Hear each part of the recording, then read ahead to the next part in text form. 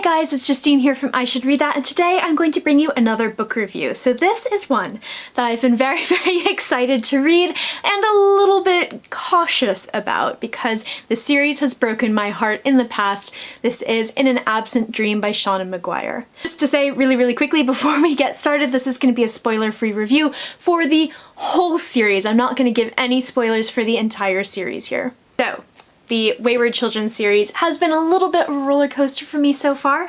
The very first book, Every Heart a Doorway, is perfect. I love this book so much. It's one of my favorite books ever of all time. It's everything I could possibly want in a book. I love it. It's great. 6 out of 5 stars. All of that. The second book in the series is Down Among the Sticks and Bones. Hated it. It was awful. I'm really sorry. I know this is some people's favorite book, but I did not enjoy this at all. I felt like it's a prequel and it told us nothing that we didn't know. This book felt really pointless to me and I was very upset when I read it, especially coming off of reading Every Heart a Doorway because I loved that so much. The third book is Beneath the Sugar Sky, and again I was a little bit sort of cautious going into this.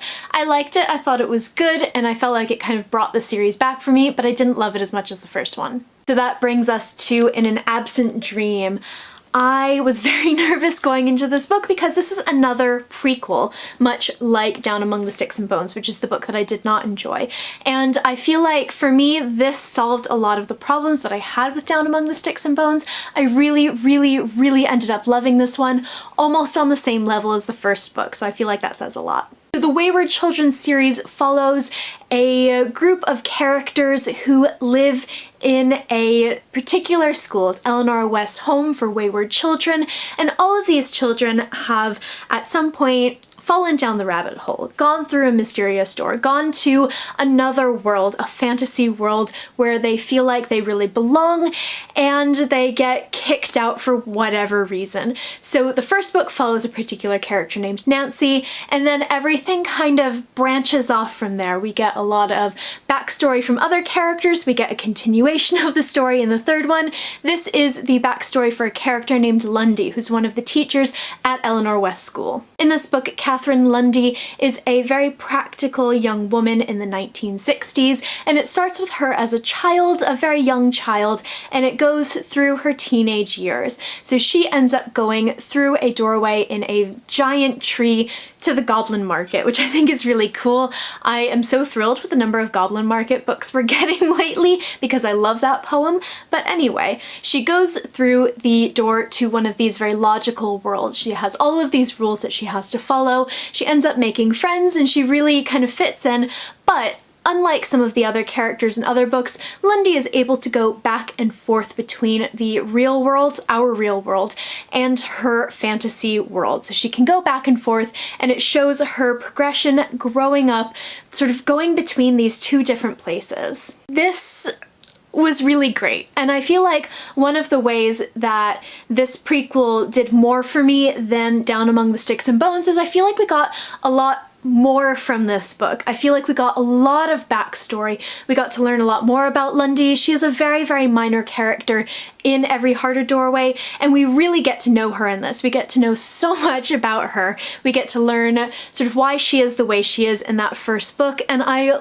loved it. I loved learning about her. She's an amazing and quite complex character. One of the things that I really like about sort of this series is that we get so much beautiful world building packed into that first book that a lot of explanations of how this world and the magic and everything works doesn't really need to be there. So we can get lots of beautiful descriptions of the specific worlds that these kids go to, and I really loved the Goblin Market. I love the idea of fair value. So you don't ever make bargains, you don't accept gifts, things like that. You trade for something that has fair value. So everything is completely fair, everything is equal, but you can break the rules, and if you break the rules, bad things begin to happen. I think one of the strengths of this book is the fact that we don't spend all of our time in the Goblin Market. Lundy gets to go back and forth, and we really see her torn between these two worlds, and I thought that was incredibly well done. Lundy as a character is really interesting. She's quite complex, as I said,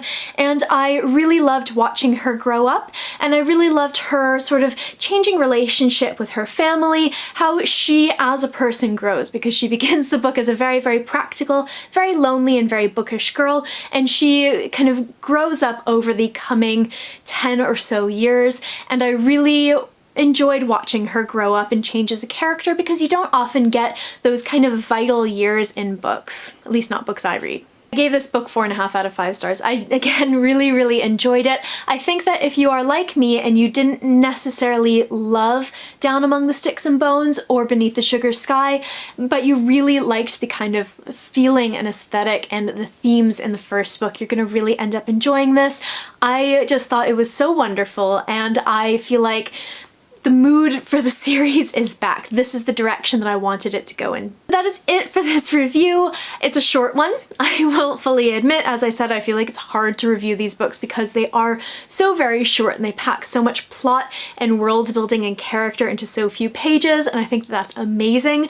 But they're not great for reviewing. Let me know in the comments below if you have read these books, whether you've only read 1 or 2, maybe you've read all of them and are looking forward to In an Absent Dream, if you had some trouble with some of the other books, or maybe if you liked books that I didn't love. I would love to talk to you about this series because I just love it so much. I post bookish content to this channel fairly frequently, so hit subscribe, check back soon, and I will see you next time.